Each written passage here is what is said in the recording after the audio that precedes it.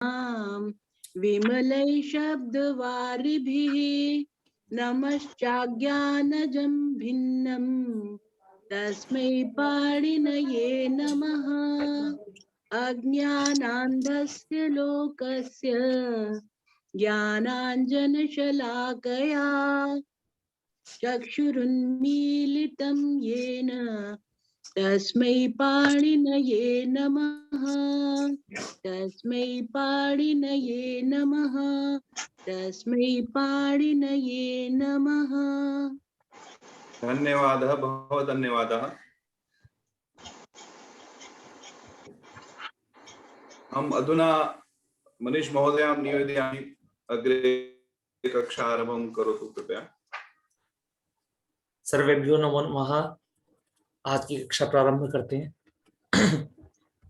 Screen share हो रही है क्या महोदय? हो रही है। तो पूर्व कक्षा में हमने इकारांत और उकारांत धातुओं को कार्य समझा था। जो सूत्र हमारा था अजिष्ण धातु भ्रुवां योरी अंगु वंगु, इस सूत्र के हमने निषेध सूत्र पढ़े थे। वहां पर एक क्या कहते हैं, किशोर महोदय ने पूछा था कि उप्रत्यांत के लिए क्या है। ठीक है, तो आपने पूछा था ना किशोर जी महोदय, तो उप्रत्यांत क्या है? तो एक मिनट में उसको बता देता हूं कि कुछ धातु देखिए, जैसे श्नु विकरण हुआ, क्रिया दिव्य श्नु। ठीक है, तो श्नु विकरण लगने के बाद धातु कैसे प्रत्य मतलब जो आपका अंग बना, कैसा प्रत्यांत अंग बना बताइए।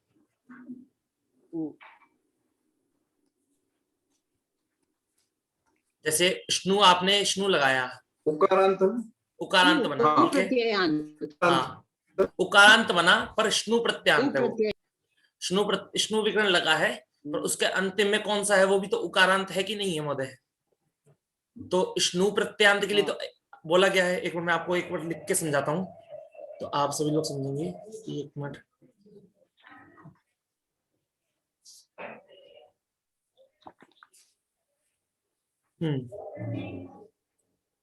तो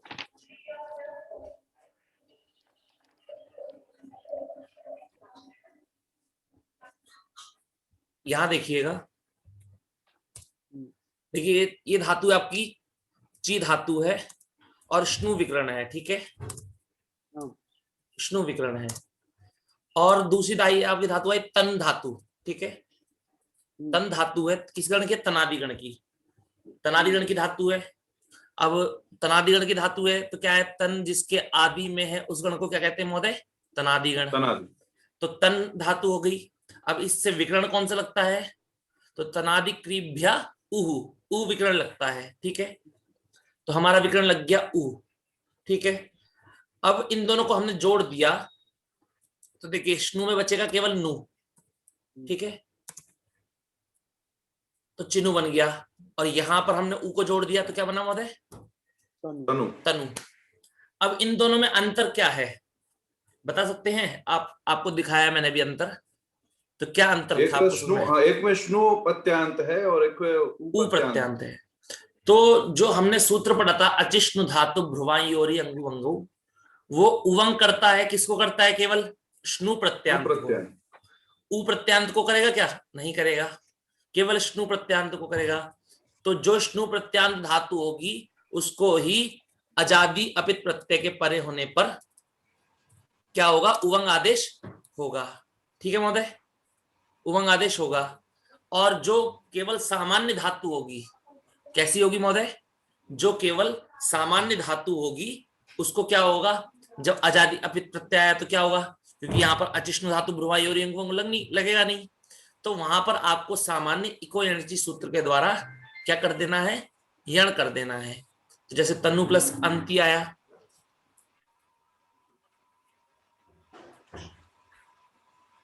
अब आपको क्या करना है? इको एनर्जी सूत्र के द्वारा उ के स्थान पर यण कर देना है। तो उ के स्थान पर यण क्या होगा?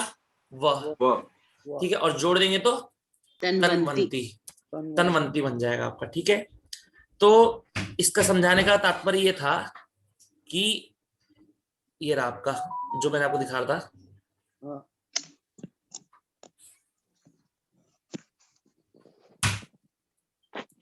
तो दोनों के रूप तो एक ही बनते हैं, लेकिन वो प्रक्रिया हाँ। अलग है ना। हाँ जी, प्रक्रिया अलग है। और देखिए ये जैसे आपने ये देखा यहाँ पर कि संयोग पूर्व श्नु प्रत्यांत को हमने क्या करा था, हुष्णुवोः सार्वधातुके से क्या करते हैं, उवंग के स्थान पे उवंग की जगह हम क्या कर देते हैं, यण कर देते हैं। और पहले प्राप्त क्या होता है महोदय, पहले अचिष्णु धातु भ्रुवायोरी अंगु अंगों से उवंग प्राप्त होता है, पर धातु आपकी श्नु प्रत्यांत हो और असंयोग पूर्व हो तो उसके ऊ को यण हो जाता है। ठीक है, ये हमने पढ़ा था पिछली कक्षा में। तो यहाँ पर चिन्वंती बन गया और यहाँ भी तन्वंती बन रखा है, पर यहाँ पर चिन्वंती जो बना है आपका, ये बना है हुष्णुवोः सार्वधातु के सूत्र के द्वारा, और जो यहाँ पर तन्वंती बना है ये बना है आपका इको एणची सूत्र के द्वारा।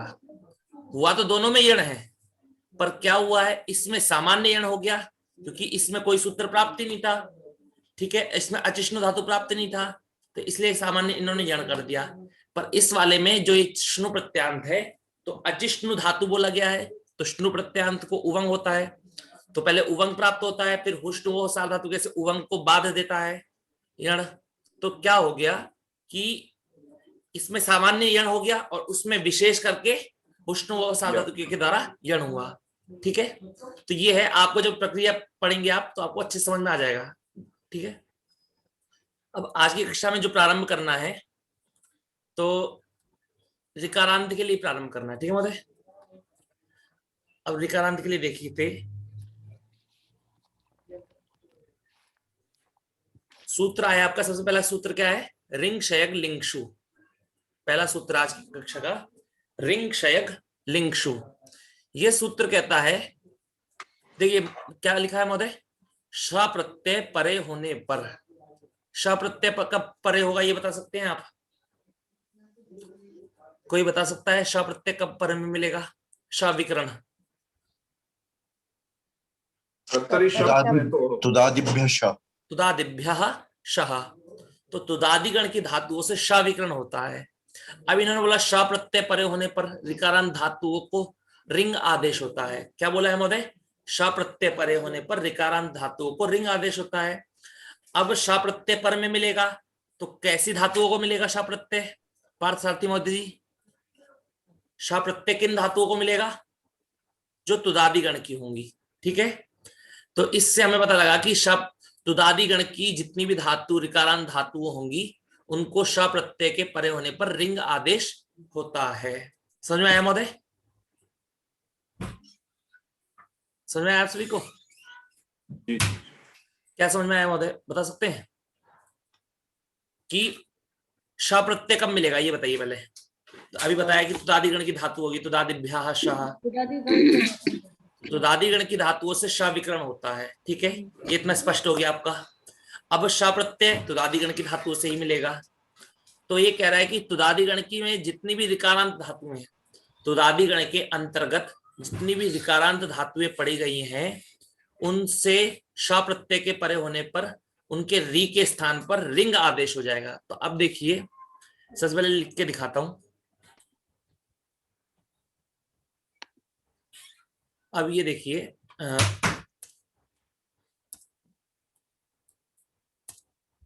तो आपकी धातु है मिरी धातु है। ठीक है, और ये मिरी धातु किस गण की है श्यामला जी, ये मिरी धातु है आपकी तुदादि गण की। ठीक है, अब तुदादि गण की है तो कौन सा विकरण होगा, श विकरण होगा। ठीक है, तुदादिभ्यः श, अब श विकरण हो गया। अब प्रत्यय लगा लिया हमने, ते प्रत्यय लगा लिया। ठीक है, ते प्रत्यय लगाया। अब श में इत संज्ञा में क्या बचेगा, अ बचेगा। ठीक है, अ। अब यहां पर अब आपने अभी तक आपने रिंग शयग लिंगशु नहीं पढ़ा। ठीक है, अब बताइए यहाँ पर इको एणची से यण होगा कि नहीं होगा, होगा, नहीं होगा, होगा, प्राप्त होगा। क्यों होगा, क्योंकि री पूर्व में है, देखिए री है पर पूर्व में, और री के स्थान पर रा हो जाएगा। कब होता है, स्वर परे होने पर, अच परे होने पर। तो अच बाद में अ है तो यहाँ पर इको एणची से यण होना चाहिए था, पर तुरंत होना चाहिए, तुरंत सूत्र आया रिंग शयग लिंगशु कि तुदादि गण की जितनी भी ऋकारांत धातु हैं, ये जो धातु है आपकी तुदादि गण की और ऋकारांत है, उनसे श प्रत्यय के परे होने पर री के स्थान पर रिंग आदेश होता है। अब री के स्थान पे हमें रिंग करना है, ठीक है। अब हमने क्या करा, री को पहले अलग लिख लेंगे, ठीक है, ताकि आपको स्पष्ट समझ में आए कि री के स्थान पे हमने क्या करना है, री के स्थान पे रिंग करना है। रिंग किया हमने। अब रिंग करने के बाद में अब क्या, देखिए पुस्तक में क्या लिखा है, रिकार को रिंग आदेश करके मृ बना, ठीक है। अब मृ बन गया, ये देखिए। हाँ, अब ये ङ की संज्ञा किस सूत्र से होगी? उपदेश से। ङ की उपदेश अर्जुन। हलंत्यम हलंत्यम हलंत्यम से होगी। अब हो गया म री अ ते हो गया, ठीक है आपका। अब इनको जोड़ देंगे तो क्या बनेगा आपका? म्रियते। मृ बनेगा। अभी आपका सिर्फ मृ बना है, मृयते नहीं बना आपका, केवल मृ बना है, ठीक है। अब मृ बन जाने के बाद में ये आपकी धातु कैसी होगी, ये बता सकते हैं महोदय, दीपक महोदय? म्रि इकारांत हो गई। इकारांत।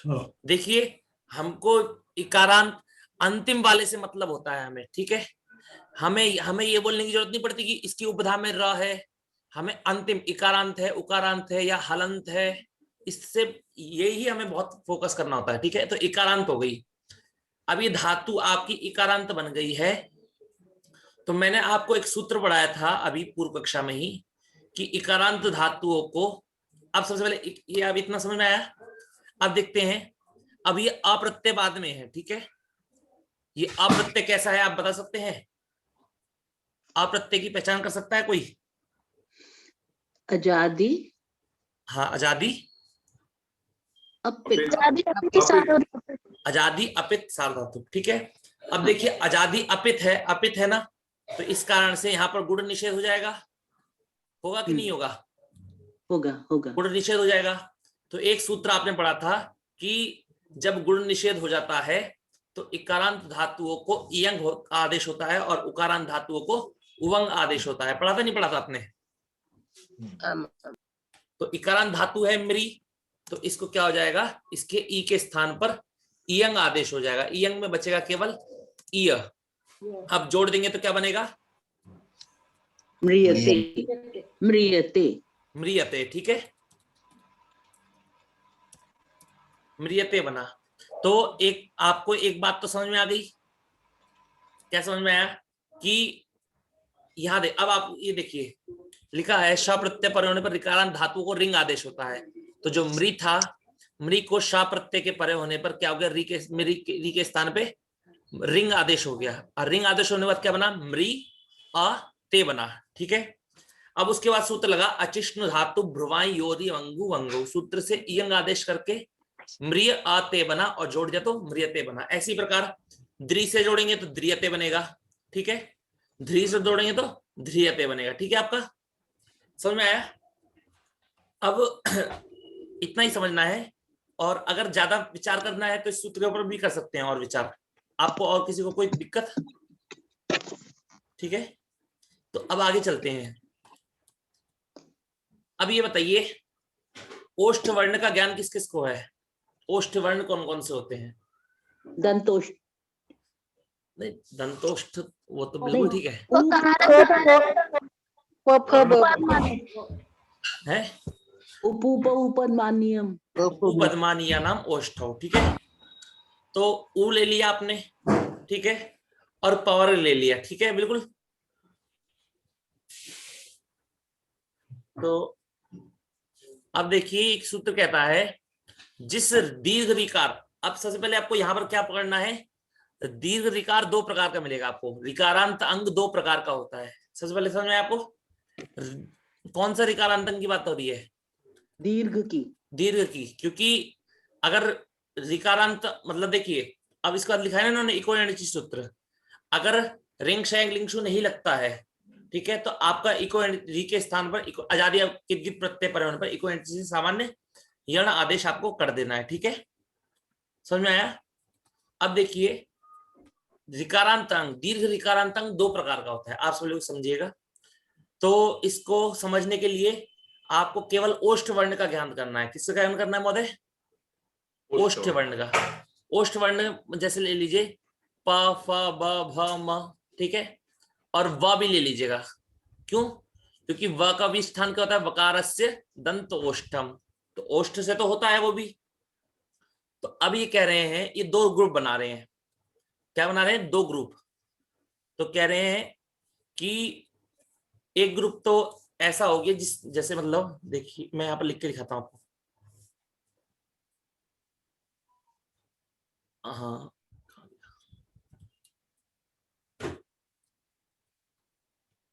पहला ग्रुप इन्होंने बनाया ऐसा। सबसे पहले इन्होंने बोला है कि ऐसी दुकार प्री हो गया, ठीक है आपका। अब ये एक मिनट में कोई समझ में नहीं आ रहा कि दीर्घ री कहां से लिखूं मैं इसमें।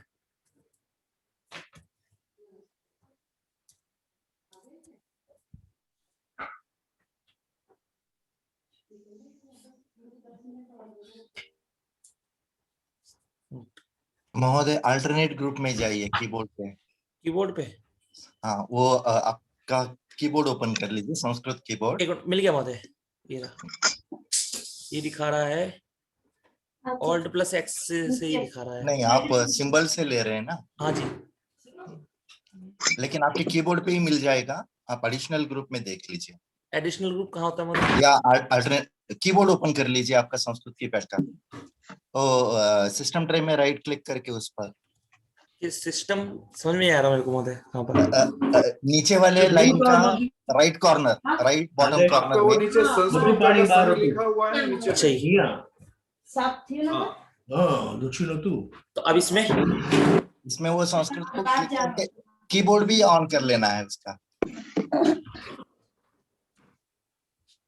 इसमें नहीं वो सेटिंग में जाके करना पड़ेगा पहले आपको। हाँ, तो ये सेटिंग ये होगी। हाँ वो लैंग्वेज सेटिंग में जाके उसके कीबोर्ड ऑन कर। तो इसमें इनपुट कीबोर्ड हाँ ऑन कर लीजिए। इसमें कहाँ से है? ऑन का तो ऑप्शन नहीं आ रहा महोदय। स्विचिंग इनपुट मेथड्स, मुझे दिख नहीं पा रहे हो।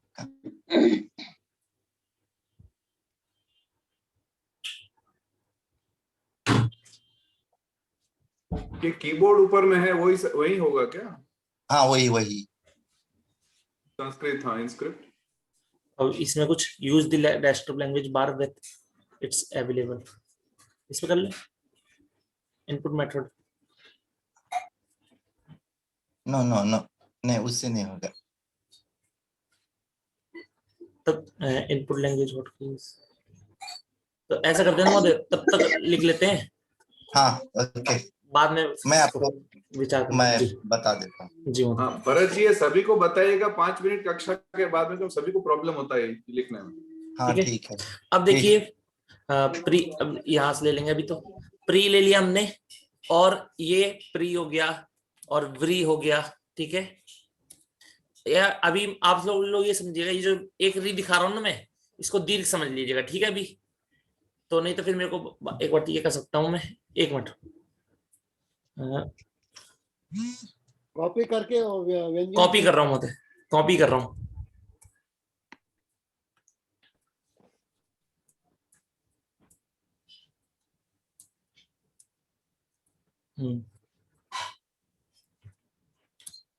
अब ये देखिए प्री हो गया, अब उसके बाद ये आया व्री, ठीक है। अब आगे देखिए प्री व्री, या फिर पा फा बा भा मा। मतलब कहने का मतलब ये है कि एक तो ये हो गया आपका ये, ठीक है। अब दूसरा ले लेते हैं आपका, क्या एक उदाहरण में देख क्या दे रखा है दूसरे में।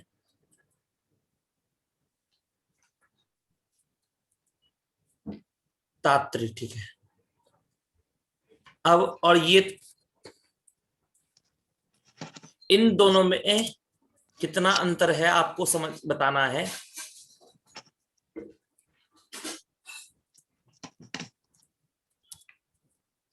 हल्का सा है, आप लोग समझ में आ जाएगा आपको एकदम से, आप एक बार समझ में आ जाएगा तुरंत आप समझेंगे। ये देखिए दोनों में रिकारांत है कि नहीं है रिकारांत, आप सभी लोग देखिए ये दोनों रिकारांत है, ये भी रिकारांत है, ये भी रिकारांत है, ये भी रिकारांत है, ये भी रिकारांत है, चारों रिकारांत है।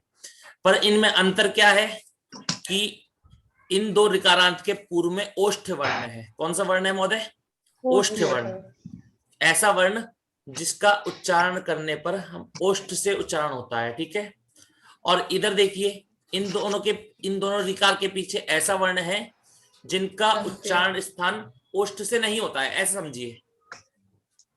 एक का ओष्ठ से होता है और एक का ओष्ठ से नहीं होता है, ठीक है। इतना समझ गए आप?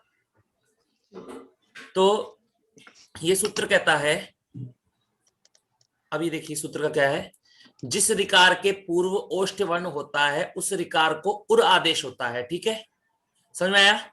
और कब होता है? कित गित प्रत्यय परे होने पर। मतलब ऐसा री हो, उस री से पूर्व में यदि ओष्ठ वर्ण हो तो क्या होगा? ऋकार के स्थान पे उर आदेश होगा। कब होगा? कित गित प्रत्यय परे होने पर। और इस सूत्र का अर्थ देखिए, जिस ऋकार के पूर्व ओष्ठ वर्ण नहीं होता है उस ऋकार को इर आदेश होता है कित गित प्रत्यय के परे होने पर। तो दोनों सूत्रों के अर्थ क्या है? एक जैसे ही है, पर एक की शर्त है कि यदि री से पूर्व में ओष्ठ वर्ण हो तो उर आदेश हो, और यदि री से पूर्व में ओष्ठ वर्ण नहीं हो तो इर आदेश हो। समझ में आया? आप सभी को समझ में आया? एक अगर आपको उर आया और इर और इर आदेश कर रहा है, ये सूत्र उर कर रहा है, एक सूत्र उर कर रहा है और एक सूत्र इर कर रहा है। पर इसकी शर्त क्या है? दोनों ही ऋकारांत मांग रहा है, दोनों को ही री चाहिए। पर उर, जो सूत्र उर करेगा उसको चाहिए ऋकार से पूर्व में क्या चाहिए? उसे ओष्ठ वर्ण चाहिए, ठीक है। ऋकार से पूर्व में ओष्ठ वर्ण चाहिए। और जो दूसरा सूत्र है जो री के स्थान पे इर कर रहा है, उसको ऋकार से पूर्व में ऐसा वर्ण चाहिए जो ओष्ठ ना हो, ओष्ठ ना हो। अब देखिए ये जो री है, दोनों री है ना आपके, इन दोनों री के पूर्व में क्या है? इस री के पूर्व में ओष्ठ वर्ण है, तो इस री के स्थान पे आपका क्या हो जाएगा? आदेश री के स्थान पे उर हो जाएगा, ठीक है। और ये ब्री है, ब्री में भी री से पूर्व में ओष्ठ वर्ण है, तो इस री के स्थान पे भी क्या हो जाएगा? आपका उर आदेश हो जाएगा, ठीक है। अब ये तात्री को देखिए, तात्री में क्या है? आपका री है, री से पूर्व में ओष्ठ वर्ण नहीं है, नहीं है, कारण से इसको क्या होगा? इर आदेश होगा, आदेश ठीक है। और शास्त्री में भी देखिए री से पूर्व में ओष्ठ वर्ण हमारा है क्या? नहीं है, नहीं है, तो क्या हो जाएगा? इसको भी हमारा इर आदेश हो जाएगा, ठीक है। तो आपको बात समझ में आई? ये आपको विचार करना है, केवल इतना विचार करना है। यदि कब होगा ये जो आप कार्य कर रहे हो? कब होगा? जब कित गित प्रत्यय पर में होगा। कब होगा? जब कित गित प्रत्यय पर में होगा। आप कित गित प्रत्यय को समझ चुके हैं अभी आप सब लोग, ठीक है। अब कित गित बोला है अर्थात अपित प्रत्यय भी उसके अंतर्गत आ जाएगा, ठीक है। अब इसको घटा लेते हैं एक बार। सबसे पहले एक पहला वाला घटाते हैं। अब पापरी है, ठीक है।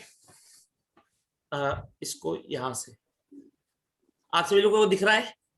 जी। अगर आपको किताब के अनुसार ना समझ में आए तो बताइएगा, मैं फिर लिख के समझा दूंगा, पर मैं कोशिश करूंगा कि आपको किताब से ही समझ में आ जाए। सबसे पहले था पापरी, ठीक है। ये पापरी है आपका। अब पापरी से हम लाए अति प्रत्यय लाए, ठीक है। पापरी से कैसा प्रत्यय लाए हम? अति प्रत्यय। अब देखिए ये जो अति प्रत्यय है महोदय, ये कैसा प्रत्यय है आपका? आजादी अपित, आजादी अपित है, ठीक है। अपित है ना? हाँ, अपित होने से क्या हो जाएगा? गित होगा कि नहीं? गितवत होगा कि नहीं होगा? हाँ, सार्वधातुकम अपित से गितवत हो जाएगा। तो ये सूत्र कहता है कित गित प्रत्यय के परे होने पर। तो इस प्रत्यय के परे होने पर भी प्राप्त होने लगेगा कि गितवत हो गया। अब क्या कार्य करना है?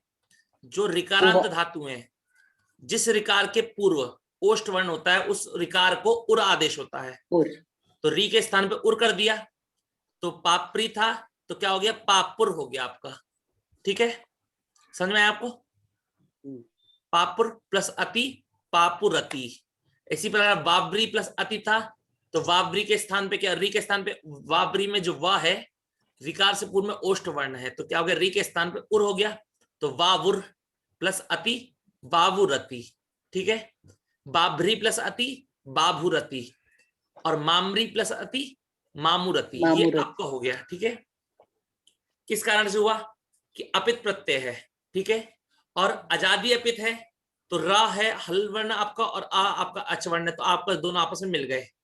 अब दिक्कत कब आएगी, जब आपको हलादी अपित प्रत्यय मिलेगा, ठीक है। तो हलादी अपित प्रत्यय के लिए सूत्र आएगा, अभी दिखाते हैं, तभी सूत्र को समझाएंगे। सूत्र है हलिचा, तो ये आपको हलिचा सूत्र एक विशेष कार्य बताएगा, पर पहले इसकी स्थिति को समझ लेते हैं, ठीक है। तो पापरी प्लस तह था, ठीक है। अब पापरी प्लस तह में देखिए कि पापरी आपका रिकारांत है कि नहीं है, रिकारांत भी है, और उससे पूर्व में ओष्ठ वर्ण है कि नहीं है, तो इर आदेश होगा कि उर आदेश होगा, और आदेश होना चाहिए, तो उर आदेश हो गया, तो पापरी को क्या बन गया, पापुर बन गया। अब आया बाद में तह प्रत्यय आया, ठीक है। अब तह प्रत्यय आने के बाद में तो उर आदेश हुआ, उर में तो छोटा ऊ है, ठीक है। अब सूत्र आया कि रेफांत वकारांत धातु की उपधा में स्थित इक को दीर्घ होता है। रेफांत का मतलब क्या है महोदय, निकुंज महोदय? अब आप रकार जिसके अंत में होता है, रकार है जिसके अंत में। हाँ, क्योंकि आप लोगों को हर जगह तो बताया नहीं जाएगा, अब आपको अपने आप ही समझना है। रेफांत मतलब क्या है, रकार रेफ जिसके अंत में हो। वकारांत माने वो जिसके अंत में, वकार जिसके, वह जिसके अंत में हो। तो वकारांत धातु बोला है, तो ऐसी धातु जिसके अंत में या तो रेफ हो अथवा वकार हो, उस धातु की उपधा में, उन धातुओं की उपधा में स्थित। तो धातु की उपधा किसे कहते हैं, अलोन्त्यात पूर्व उपधा। आप लोग मेरे साथ, जब मैं सूत्र बोल देता हूं ना, उपधा किसे कहते हैं और उसका सूत्र दोहराता हूं, तो आप लोग भी उसके साथ दोहराया करें, ठीक है। तो सूत्र क्या है, अलोन्त्यात पूर्व उपधा। इस सूत्र के द्वारा अंतिम अल से पूर्व वाले वर्ण की उपधा संज्ञा होती है, ठीक है। तो कह रहा उपधा में स्थित इक को, इक समझ में आता है आपको, इक अर्थात ई उ रिल री। यदि रेफांत और वकारांत धातु की उपधा में ई उ रिल री हुआ, तो उसको क्या करना है, आपको दीर्घ करना है। कब करना है, हल परे होने पर।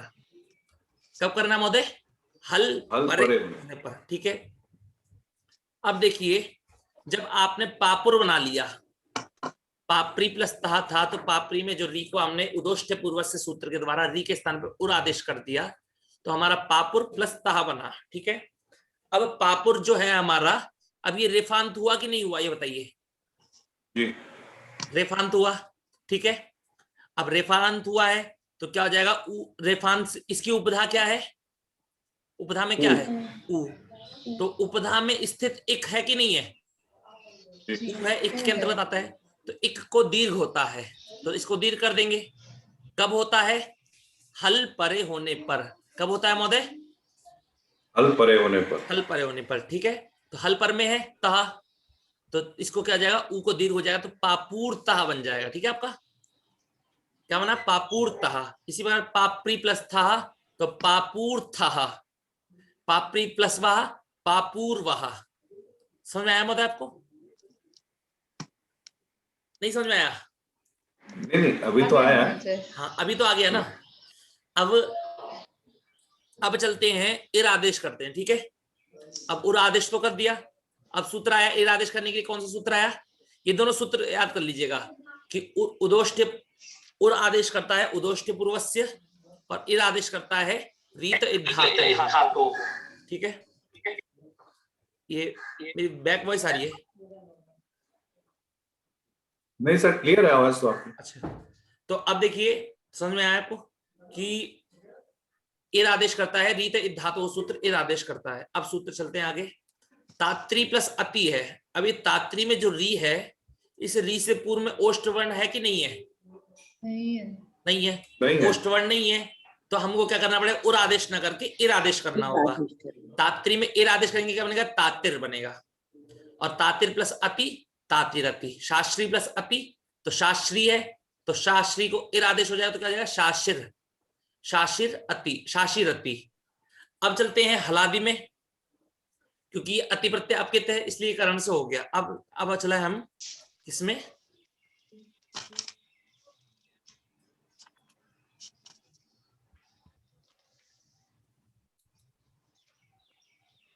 अब देखिए, अब इर आया, तात्री प्लस तहा प्रत्यय आया, तो तात्री में इर ऋकारांत है और उसकी उपधा में मतलब उससे पूर्व में आपका ओष्ठ वर्ण नहीं है, तो इस कारण से इर आदेश हो जाएगा, तो क्या बना आपका तातिर बना। ठीक है, अब देखिए सूत्र दोबारा, सूत्र आया हलिचा। सूत्र क्या आया? हलिचा, जो आपने भी पढ़ा था कि हल परे होने पर रेफांत और वकारांत धातु की उपधा में स्थित इक को दीर्घ होता है। ठीक है, तो देखिए धातु आपकी रेफांत है कि नहीं है? रेफांत है, तो इसकी उपधा में स्थित इक है कि नहीं है? उपधा में इक भी है, तो उसको दीर्घ होता है। कब होता है? हल परे होने पर। हल प्रत्यय पर में है तह, तो क्या हो जाएगा? इर को ई के स्थान पर दीर्घ हो जाएगा, तो क्या हो जाएगा? तातीर बन जाएगा आपका। तो तातीर तह, तातीर महा, शाशीर था, शाशीर महा। समझ में आया सभी को? आ गया। तो इतना करना है आपको कि हरिजा सूत्र का अर्थ अलग है कि रेफांत और वकारांत मांगता है, और उसके पूर्व में क्या होना चाहिए। अब देखिए, जैसे मान लीजिए आपका कोई ऐसा हुआ, आपने, मैं अपनी तरीके से बता रहा हूं, कोई वो नहीं पूछ रहा हूं मैं कि मतलब ऐसी धातु होगी भी, मेरे को पता नहीं है। ठीक है, जैसे मैंने ले लिया पापर ले लिया मैंने। ठीक है, पापर, अब प्लस तह प्रत्यय है। ठीक है, अब यहां पर हलीचा लगेगा कि नहीं लगेगा बताइए? लगेगा। लगेगा। कैसे लगेगा? रेफांत है। वकारांत नहीं है ना पहले? नहीं, नहीं लगेगा। या तो रेफांत हो अथवा वकारांत हो। ठीक है, तो रेफांत तो है, हाँ, और है ना? उपधा में एक कहाँ है? हाँ, उपधा में इक नहीं है, जी, उपधा जी। में इक नहीं है, इस कारण से यहाँ पर हलीचा सूत्र नहीं लगेगा। उसको उपधा में ई उरिलरी ही चाहिए। समझ में आया आपको? जी। जी, जी, समझ। तो एक मैंने ये देखा है कि जब हम एक सही कार्य को पढ़ते हैं और एक गलत कार्य को पढ़ते हैं तो ज्यादा समझ में आता है। ठीक है, तो आपको समझ में आया कि जब हमने गलत पढ़ने की कोशिश करी तो आप वहां पर क्यों नहीं लगेगा? क्योंकि वहां पर उपधा में इक नहीं है। इसको रेफांत भी चाहिए और उपधा में इक भी चाहिए और उसके बाद में हल प्रत्याहार भी चाहिए। 3 शर्तें इसकी। ठीक है, हल भी, हल परे हो, रेफांत और वकारांत धातु हो, और उन दोनों की उपधा में इक हो अर्थात ई उरिलरी हो। ठीक है, अब चलते हैं आगे। अब हम ले लेते हैं ये आपने पढ़ा था ना, अधुपद इधुपद धातुएं। अब आपको एक बात बताता हूं कि जब भी आपकी कोई धातु हलंत होगी, जब भी आपकी कोई धातु आपकी हलंत होगी, तो आपको उसके अंतिम वर्ण पे विचार नहीं करना है, उसकी उपधा पे विचार करना है। ठीक है, तो जैसे आपकी धातु मान लीजिए जैसे आपकी मिद धातु है। ठीक है, अब ये मिद धातु आपकी हलंत है कि बताइए कैसी है? अजंत है। हलंत है। जितनी भी हलंत धातु होती हैं आपको उनकी उपधा पे विचार करना होता है। किस पे विचार करना होता है? उपधा पे। तो मिद धातु की उपधा क्या है? ई। ठीक है, तो उपधा, ठीक है, समझ में आया आपको? तो हलंत धातुओं की उपधा पे विचार करना होता है। अब एक सूत्र पढ़ा था आपने सबने कि उपधा में इक को गुण करने वाला, याद है किसी को? पुगंत लघु पदस्य। हाँ, पुगंत लघु पदस्य च भी जोड़ दीजिए। ठीक है, पुगंत लघु पदस्य च सूत्र आपको याद है कि एक बार फिर से दिखा दूं मैं आपको सभी को? दिखा दीजिए। ये देखिए,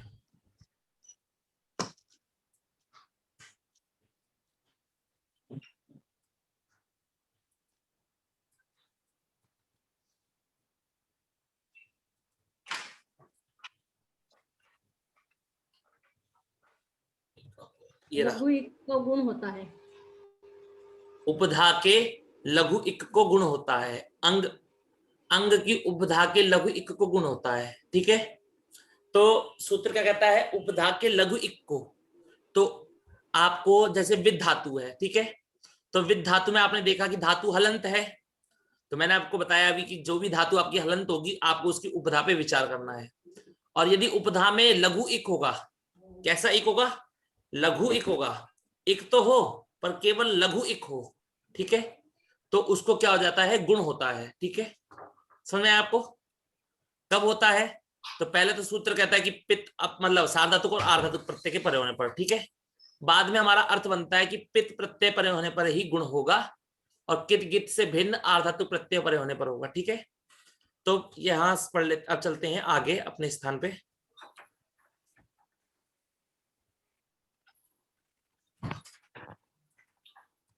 आप सब लोग कहीं लिखते हैं क्या कि आपने कौन कौन से सूत्र पढ़ लिए? कि मतलब आपको कहीं आपको मैं कहूं कि आपको मैंने ये सूत्र पढ़ाया और आप कहें कि नहीं ये आपने नहीं पढ़ाया, ठीक है। तो अब ये देखिए,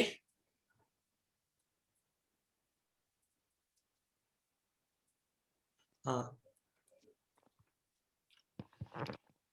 तो ये सूत्र कहता है आपको पुगंत लघु पदस्य सूत्र का अर्थ याद आ गया कि उपधा में लघु इक हो तो उसको क्या करना है, आपको गुण होता है, ठीक है। अब सूत्र कहता है, ये सूत्र किंगितिचा आया, क्या कहता है महोदय, कोई बता सकता है? अब तो इतनी बार बता दिया है किंगितिचा सूत्र को,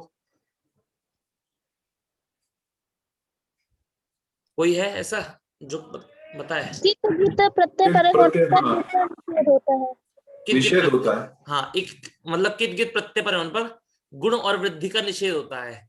अब ये नहीं बोला है कि किसके कहाँ गुण वृद्धि का निषेध हो, जहां भी गुण वृद्धि प्राप्त हो वहां निषेध हो जाए, ठीक है। चाहे वो उपधा में प्राप्त हो चाहे वो अंतिम में प्राप्त हो, ठीक है। तो कब होता है? कित गित प्रत्यय के परे होने पर। और कित गित बोला गया है, गित बोलते ही आपको अपित प्रत्ययों को भी इसमें समावेश कर लेना है, ठीक है। कि गित बोल दिया अर्थात अपित प्रत्यय को भी जोड़ दिया है, ठीक है। तो इस क्या हो गया, अब लिखा है कि गुण वृद्धि नहीं होते, चूंकि सार्वधातुक अपित इस सूत्र से सारे अपित सार्वधातुक प्रत्यय गितवत होते हैं, इसलिए किंगितिचा से इक के स्थान पर गुण वृद्धि नहीं होती है। तो अब ये देखिए, आपने देखा क्षिप्यशन है, ठीक है, क्षिप शन ती, तो शन में क्या बचेगा, कोई बता सकता है? शन में या बचेगा। या। अब ये जो या है आपका, ये पित है कि अपित है? नहीं, अपित है, शित प्रत्यय। हाँ, शित होने से क्या है, सार्वधातुक है, सार्वधातुक, ठीक है। और इसमें पाकित संज्ञा नहीं है तो अपित है। सार्वधातुक है पर कैसे सार्वधातुक है, पित है कि अपित है? तो अपित सार्वधातुक है, ठीक है आपका। अब अपित सार्वधातुक है तो अपित सार्वधातुक प्रत्यय होने से ङित्वत हो गया। और यहाँ पर क्षिप था तो क्षिप के ई को पहले सार्वधातु पुगंत लघु पदस्य च सूत्र के द्वारा गुण प्राप्त था, पर किंगितिचा ने निषेध कर दिया। तो पुगंत लघु पदस्य च सूत्र का मैंने जो अर्थ लिखवाया था आपको वो अर्थ याद रखिएगा, ठीक है। क्या अर्थ लिखवाया था मैंने आपको कि उपधा के लघु इक को गुण होता है सार्वधातुक और आर्धातुक प्रत्यय के परे होने पर, इतना याद रखिएगा, ठीक है। अगर आप लोगों को नहीं याद हो रहा हो किसी को तो कोई बात नहीं, हम जितनी बार उसका उच्चारण करेंगे उतनी बार में उसका क्या हो जाएगा, स्पष्ट हो जाएगा, ठीक है, याद हो जाएगा। तो क्या कहता है पुगंत लघु पदस्य च, उपधा के लघु इक को गुण होता है सार्वधातुक और आर्धातुक प्रत्यय के परे होने पर। जब ये सूत्र का अर्थ हो जाए, अब जब आपको बाद में कित और ङित प्रत्यय मिले तो उसका निषेध कर देना है। तो यहाँ पर क्षिप शन ती, इस स्थिति में ये शन प्रत्यय हमारा अपित सार्वधातुक है, तो सार्वधातुक तो है, इस कारण से यहाँ पर पहले गुण प्राप्त होता है, पर अपित होने से क्या हो जाता है, ङित्वत होने से किंगितिचा सूत्र के द्वारा निषेध हो जाता है। तो क्षिप याति क्षिप्यति, पुष याति पुष्यति, क्योंकि यहाँ पर अपित प्रत्यय तो गुण नहीं होगा, ठीक है। समझ में आया आपको सभी को? अब इस सूत्र का अपवाद सूत्र बता रहे हैं, देखिए पहले उन्होंने क्या कहा, पुगंत लघु पदस्य च सूत्र लगाया, उन्होंने गुण प्राप्त किया, फिर उसको किंगितिचा से क्या किया, गुण को निषेध कर दिया। अब दोबारा एक धातु को गुण करने के लिए सूत्र बनाया पाणिनि जी ने नया, क्या बनाया, मिदेर गुणाः। हेलो, क्या बनाया? आज मिदेर। समय दीपक महोदय आप अपना बंद म्यूट कर लीजिए। तो क्या हो गया कि मिद धातु की उपधा के इक के स्थान पर गुण होता है शित प्रत्यय परे होने पर, ठीक है। अब इसने क्या बोल दिया कि मिद धातु की उपधा को गुण कर देना है आपको, कब करना है, शित प्रत्यय के परे होने पर, ठीक है महोदय। समझ में आया आपको कि मिद धातु को गुण कब करना है, शित प्रत्यय के परे होने पर।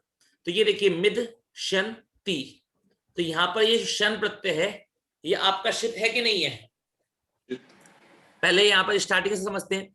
मिद धातु में उपधा में लघु इक है और बाद में सार्वधातुक प्रत्यय है। सार्वधातुक प्रत्यय इस कारण से क्या होगा, हमारा पुगंत लघु पदस्य च इस सूत्र के द्वारा गुण प्राप्त हुआ।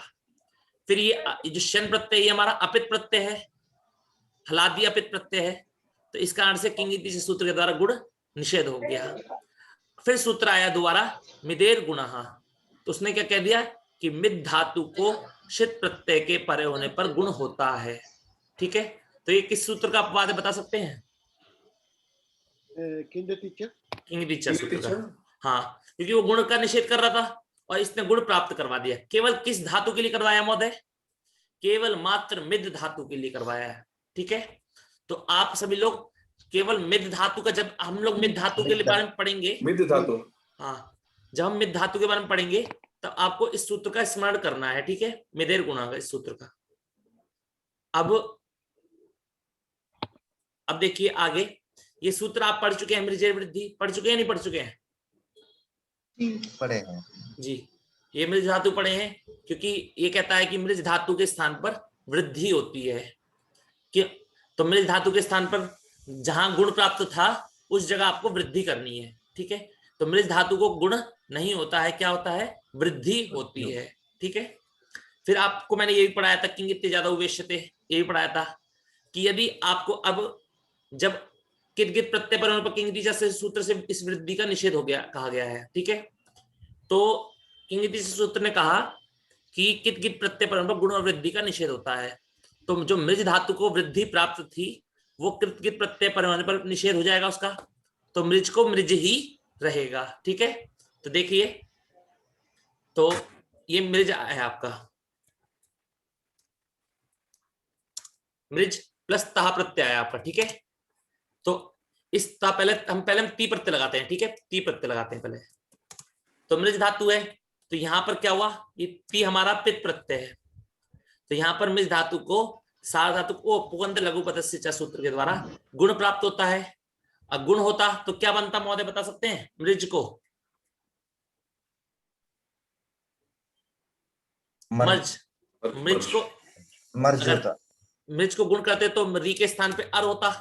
गुण क्या होता है? री के स्थान पे अर होता है, अर होता, और तीनों को जोड़ देते मर्जती, मर्ज बन जाता। ठीक है, तो मर्जती बन जाता। अगर ऐसा बन जाता, पर क्या हुआ, सूत्र ने कह दिया कि मृज धातु को वृद्धि होती है। क्या होती है महोदय? वृद्धि होती है। अब वृद्धि होगी तो क्या होगी? आर, आर, तो क्या हो जाएगा? आर कर देंगे हम री के स्थान पे, मार्जती, मार्जती, मार्जती। ठीक है, अब जब हम इसे लाए तह प्रत्यय लाए, कौन सा प्रत्यय लाए? तह। ये तह प्रत्यय हमारा अपित है कि नहीं है? अपित होने से किंगिति च से क्या हो जाएगा, यहाँ पर मृज धातु थी, मृज धातु थी, तो इसको अपित प्रत्यय होने से यहाँ पर जो गुण वृद्धि प्राप्त था उसका निषेध हो जाएगा। ठीक है, तो मार्ज, अब इसके आगे की प्रक्रिया मैं बाद में बताऊंगा। ठीक है, पर इतना है कि गुण वृद्धि का निषेध हो गया। जब हम अब आगे चल के जब हम लाए अंति प्रत्यय,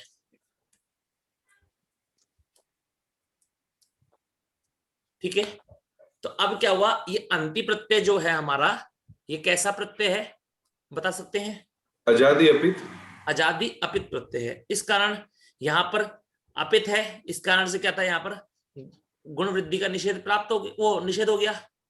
यहाँ पर मृज धातु को वृद्धि होती क्या? नहीं होती महोदय, होती क्या? नहीं होती। पर सूत्र आया आपका, कौन क्या आया? किंगित्य जात, नहीं, ये किंगित्य जादव वेश्यते, एक वार्तिक आई, क्या आई? वार्तिक, जिसने आकर के कहा कि मृज धातु के उपधा के इक के स्थान पर विकल्प से वृद्धि होती है। कब होती है? आजादी कितकित प्रत्यय पर होने पर। तो हलादी कितकित प्रत्यय पर होने पर तो निषेध हो जाएगा, पर जब आपको मृज धातु से आजादी कितकित प्रत्यय मतलब आजादी अपित प्रत्यय मिलेंगे तो आपको विकल्प से वृद्धि करनी है। तो एक बार आप वृद्धि करेंगे तो क्या होगा? मार्जंती, मार्जंती होगा, मृजंती होगा। और जब नहीं करेंगे, जब वृद्धि नहीं करेंगे तो क्या होगा? निषेध का निषेध हो जाएगा, तो मृजंती का मृजंती ही रह जाएगा आपका। समझ में आपको? देखिए पुस्तक में दिखाया ना, मृज प्लस अंति, एक बार बना आपका मृजंती और दूसरी बार आपका क्या बना है? मार्जंती। कैसे बना? तो आजादी अंति जो है आपका आजादी अपित प्रत्यय है, तो इसको क्या हुआ, विकल्प से वृद्धि हुई, केवल किसको, मृज धातु के ही लगेगा। ठीक है, किंगी टीचा से निषेध प्राप्त था और इसने आके विकल्प कर दिया। ठीक है, अब आपने ये सूत्र भी पढ़ा है, उदुग्धाया गोहा, पढ़ा है कि नहीं पढ़ा है महोदय? दो प्रत्यय कैसे लगे, अंति और ती दो प्रत्यय कैसे लगे? कहा माता जी? मृज अंति और ती, ये नहीं, यहाँ पर दोनों में अंति प्रत्यय ही है आपका, दो नहीं है। अच्छा ये नहीं नहीं, यहाँ नहीं, वो ऊपर बता रहे हैं अंति और अच्छा, ती दिखाया है, वो गलती से आया वो गलती से लिख गया होगा। वार्तिक में मृज ये- प्लस अंति प्लस ती। हाँ, ये जो ती है ना, ये ती गलती से लिख गया होगा। ये क्या है ना, लिखते लिखते टाइपिंग मिस्टेक भी हो जाती है कभी कभी। नई बुक में नहीं है, नई बुक में हाँ। बराबर है। हाँ, नई नहीं, बुक नहीं। में नहीं होगा। नहीं, नए बुक में भी गलती है, लेकिन वो गलती है। हाँ, नई बुक में भी गलती है, मेरी पुस्तक में भी गलती लिखी है ये। नहीं, नई बुक में भी है। नए बुक में नहीं है गलती। हाँ, तो ऐसा करता हूँ। गलती है तो नई बुक में है। हाँ, तो मैं इसे अगर सबकी बुक में है तो मैं इसको मार्क कर लेता हूँ। मैं जब माता जी के पास जाऊंगा या फिर माता जी से बात होगी तो मैं माता जी को बता दूंगा कि माता जी यहाँ पर ये एक्स्ट्रा लिख गया है, तो उसे माता जी से ही कर लेंगी। ठीक है, तो आपको इतना ये ती प्रत्यय नहीं है। ठीक है, मृज प्लस अंति यही स्थिति है टेबल। अब चलते हैं, उदुग्धाया गोहा सूत्र पढ़ा था आपने सबने? धातु क्यों होता है? क्या कहता है महोदय? कहता है कि गु धातु की उपधा के स्थान पर ऊत आदेश करना है। इस सूत्र में ही आपको मैंने तप्रस्तत कालस्य सूत्र का अर्थ बताया था। तो गु धातु की उपधा में ह्रस्व उ है, आपको क्या करना है, दीर्घ उ कर देना है। पर कब करना है? अजादी प्रत्यय के परे होने पर। कब करना है? अजादी प्रत्यय के परे होने पर। अभी कोशिश करते हैं आगे चल के। तो इतना आपको समझ में आया? आजादी अपित पीत कोई भी हो सकता है इसमें। हाँ, इसने आजादी बोला है, इसने पित अपित नहीं बोला। तो एक बात आपको सबको बताता हूं मैं, हम जो विशेषण लगाते हैं, आपको विशेषण पता है ना, जब किसी चीज की विशेषता को बतलाना हो तो हम विशेषण लगाते हैं। विशेषण मैंने आपको पहले भी बताया था कि जैसे प्रकार एक पिता ने कहा कि पानी लाओ, तो पानी लाओ उन्होंने बोला, तो अब उन्होंने किसी का नाम नहीं लिया, उन्होंने विशेषण लगाया कि छोटा बेटा पानी लाया या बड़ा बेटा पानी लाया, नहीं, उन्होंने विशेषण नहीं लगाया। तो इसका मतलब आप सबको समझ सकते हैं कि सबके लिए आज्ञा मिली है वो। ठीक है, हम बोलते हैं काला कुत्ता लेकर आओ। अब जब हमने बोला कुत्ता लेकर आओ, तो कुत्ता आप कोई सा भी ले आओ, काला, नीला, पीला, सफेद, कोई सा भी ले आओ। पर जब हमने बोल दिया कि काला कुत्ता लेकर आओ, तो विशेषण लगा दिया। तो केवल हमें काला ही लाना है, सफेद इत्यादि कोई भी नहीं लाना है। तो एक बात समझ लीजिएगा कि जब हम विशेषण लगाते हैं तो उससे किसी चीज की विशेषता पता लग जाती है, ये तो एक अलग बात है। पर जो अन्य होते हैं उनकी व्यावृत्ति भी हो जाती है, मतलब उनका निवारण भी हो जाता है, कि उनको निवृत्ति हो जाती है उनकी। समझ में आपको निवृत्ति मतलब कि इनको नहीं लाना है। अब जब हमने कह दिया कि काला घोड़ा लेकर आओ, तो काले घोड़े को ही लाना है, अन्य जो सफेद घोड़े इत्यादि उन सबकी निवृत्ति हो गई। ठीक है, उसी प्रकार जब इन्होंने कहा कि आजादी प्रत्यय पर होने पर ही होगा, तो इन्होंने ये नहीं लगाया विशेषण कि क्या कहते हैं कि आजादी कैसा होना चाहिए, पित होना चाहिए आया अपित होना चाहिए। तो आपको हर जगह समझना चाहिए। अब यदि विशेषण लगा देते कि आजादी पित हो, तब अपित में नहीं होता। समझ में आया आपको? तो ये एक सामान्य विशेषण का वो है कि हम भी जब भी कोई विशेषण लगाते हैं तो उससे उसके अलावा जो होते हैं उनकी निवृत्ति हो जाती है। अब देखिए अनुनासिकांत अंग आया आपका। ठीक है,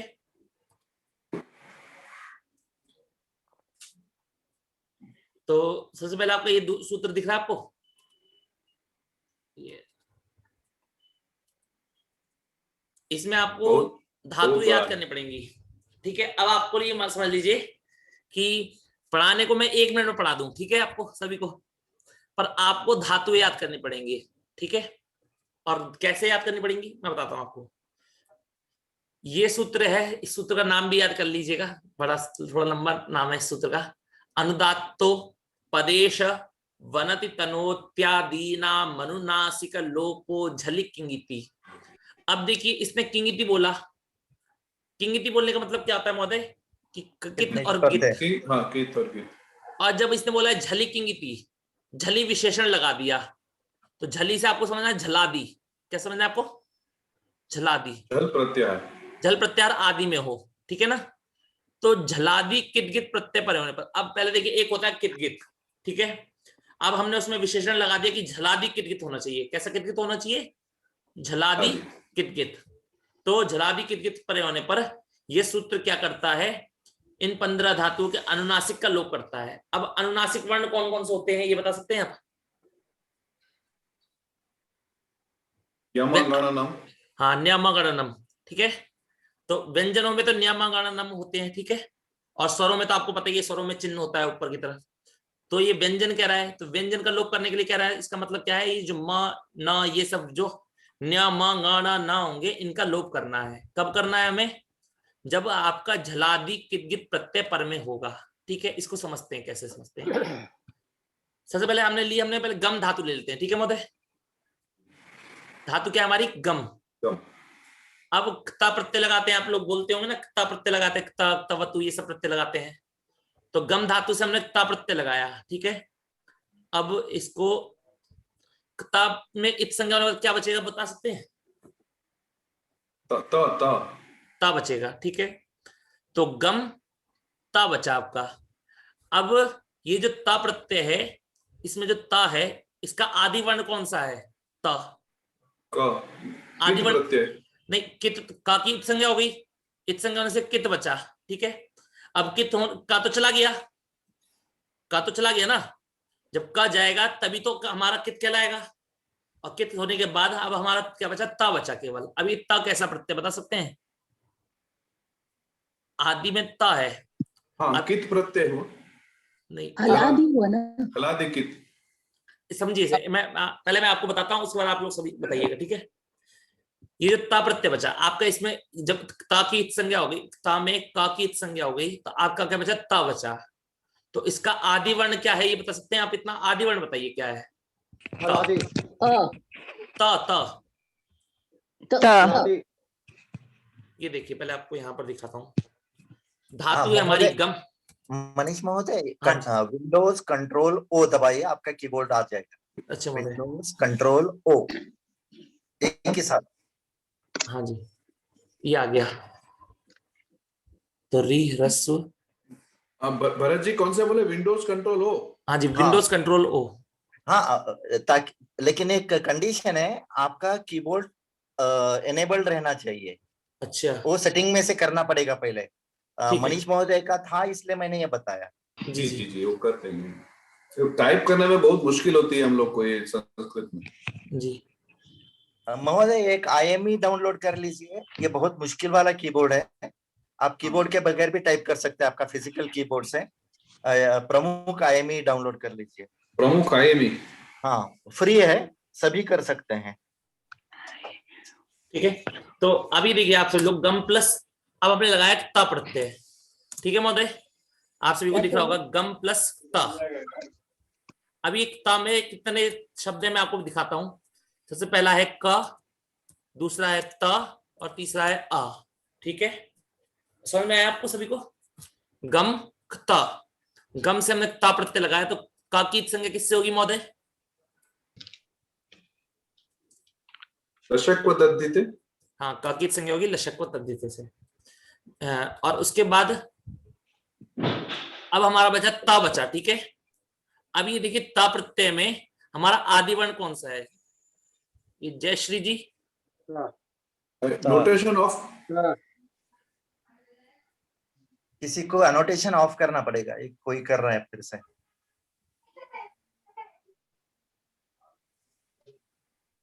चलिए मैं उसे काट देता हूँ। महोदय, वो कीबोर्ड का नाम वापस बताइए जो डाउनलोड करना चाहिए, आपने कहा था। प्रमुख प्रमुख। IME। हाँ, एक बार चैट में लिख दीजिए ना भरत जी। हाँ, लिख देता हूँ। हाँ, तो अब देखिए गम गम प्लस ता में गम प्लस ता था पहले, का की संज्ञा होगी तो क्या बचा? ता बचा। तो ता में दो वर्ण है आपके, एक ता है, एक और एक क्या है महोदय? अ, ठीक है। तो इन दोनों में आदि वर्ण कौन सा है ये बताइए? ता। ता है। अब आपको क्या विचार करना है, ये जो ता है झल प्रत्याहार में आता है कि नहीं आता है? किसमें? झल प्रत्याहार में आता है। आता है। अब जिन लोगों को नहीं पता कि वो एकदम से कैसे पहचाने कि ये झल प्रत्याहार में आता है या नहीं आता है, तो उन लोगों के लिए मैं बता रहा हूं, ठीक है। वर्गों के चतुर्थ, समझ में आया आपको? वर्गों के चतुर्थ, तृतीय, द्वितीय, प्रथम शेषस और ऊष्म, शशस्थानी केवल ऊष्म बोलेंगे। ऊष्म बोलने का मतलब अर्थात श, श, स और हा, ठीक है। तो समझ में आया आपको? ये समझ में आया कि झल प्रत्याहार में कौन कौन से वर्ण आते हैं? वर्गों के चतुर्थ, तृतीय, द्वितीय, प्रथम, ऊष्म और शश, स, ह आते हैं, ठीक है। और एक चीज, तो एक मिनट,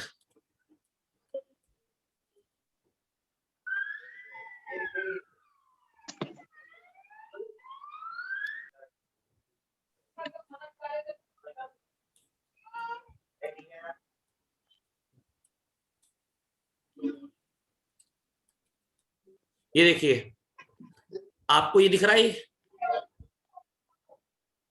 ये आपको जो दिखा रहा हूं मैं, ठीक है। अब इसके में से पेन ले लेते हैं।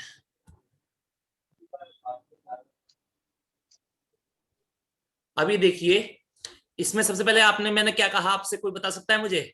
मैंने कहा वर्गों के चतुर्थ वर्ण। सबसे पहले मैं वर्गों को टाइप कर लेता हूं, वर्ग कौन कौन से होते हैं उनको मार्क कर लेता हूं। तो का से लेकर के, ठीक है, ये यहाँ तक आपके क्या है, सॉरी ये है का, ये आपके कवर्ग हो गया, ठीक है। अब देखिए ये आपका कवर्ग है, ये चवर्ग है, टवर्ग है, तवर्ग है, पवर्ग है, ठीक है। अब इसमें कवर्ग का पहला वर्ण है आपका ये, दूसरा वर्ण है आपका ये, तीसरा वर्ण है आपका ये, चौथा क्या है आपका, और पांचवा है आपका ये, ठीक है। सबको समझ में आ रहा है महोदय? आपको ये समझ में आया कि इसको कवर्ग कहते हैं? 1 2 3 4 5, ये सब लोग समझते ही होंगे कि कवर्ग में 5 वर्ग होते हैं। कवर्ग में कौन कौन से होते हैं? कवर्ग, चवर्ग, टवर्ग, तवर्ग, पवर्ग, 5 होते हैं। अब मैंने कहा कवर्ग का चौथा वर्ण, तो कवर्ग, चवर्ग, टवर्ग, तवर्ग, पवर्ग, झल प्रत्याहार में इन 5 वर्गों के चतुर्थ वर्ण आते हैं, सारे चतुर्थ वर्ण। तो देखिए सबका घ आ गया, ये आ जाएगा घ, ठीक है। समझ में आया आपको? और घ, और तृतीय बोला है तो ग भी आ जाएगा, ग, ज, ड, द, ब। द्वितीय बोला है ख, छ, ठ, थ, फ भी आ जाएगा, और प्रथम बोला है क, च, ट, त, प भी आ जाएगा। आपको समझ में आया? आपको केवल पंचम वर्ण छोड़ करके, पंचम वर्ण छोड़ के सभी आएंगे। हाँ जी, पंचम वर्ण छोड़ करके झल प्रत्याहार में पहले आप क्या करिए, पंचम वर्ण को छोड़ दीजिए। 5 वर्गों में से पंचम वर्ण को छोड़ के आपके सभी वर्ण आ जाएंगे, ठीक है। तो कितने होते हैं? 25 होते हैं 5 वर्ग में। तो क्या हो गया, आपके 5 चले गए और कितने 20 आपने ले लिए हाथ में, ठीक है। अब आपने क्या कहा? ऊष्म कहा। तो ऊष्म में क्या कहता है? ऊष्म में श, श, स, ह आता है, ठीक है। तो आपको समझ में आया अब कि आपको क्या करना है? केवल वर्गों के जो 5 वर्ग होते हैं, कहां गया,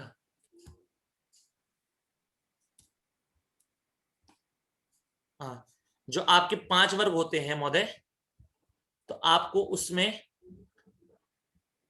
5 वर्गों में से आपको केवल मात्र जो 5 वर्गों में से क्या लेने पे, 5 वर्गों में से आपको बस इतना करना है कि पंचम वर्ण छोड़ के सारे पहला, दूसरा, तीसरा, चौथा वर्ण ले लेना है, ठीक है। 4 वर्ण लेने हैं। हाँ, और ऊष्म वर्ण सारे ले पहले 4 वर्ण लेने हैं। हाँ, अब इसमें वो कहाँ गई पीडीएफ?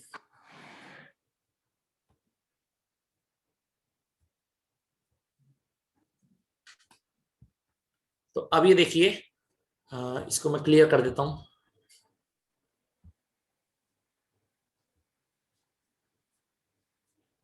तो ये देखिए, तो ये जो ता प्रत्यय है, ये ता प्रत्यय बचा।